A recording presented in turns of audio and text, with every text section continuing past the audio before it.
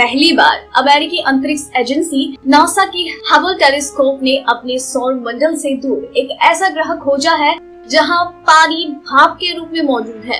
NASA ने बताया कि इस ग्रह का नाम K2-18b है। ये पृथ्वी के आकार से बड़ा है और इसकी गुरुत्वाकर्षण शक्ति भी पृथ्वी से कुछ ज्यादा है। इसके अलावा इस ग्रह पर पृथ्वी जैसा वायुमंडल भी है।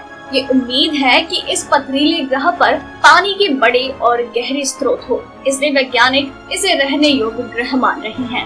यूनिवर्सिटी कॉलेज ऑफ लंदन के स्पेस एक्सोकेमिस्ट्री डाटा के अंतरिक्ष विज्ञानियों ने बताया कि हमने नासा के हबल टेलीस्कोप से मिली तस्वीरों और डेटा का एनालिसिस करने के बाद ये नतीजे निकाले हैं।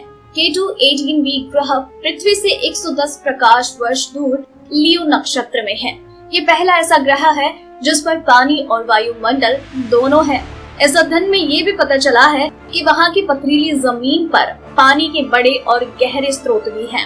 यूनिवर्सिटी कॉलेज ऑफ लंदन के वैज्ञानिकों ने कहा कि K2-18b ग्रह पर उच्च स्तर का रेडिएशन भी हो सकता है।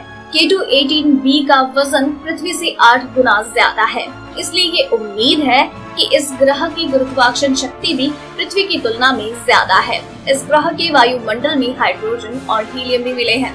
इसके अलावा ये भी उम्मीद है कि इस ग्रह पर नाइट्रोजन और मीथेन भी हो, लेकिन अब तक रिसर्च में ऐसी कोई जानकारी नहीं मिली है।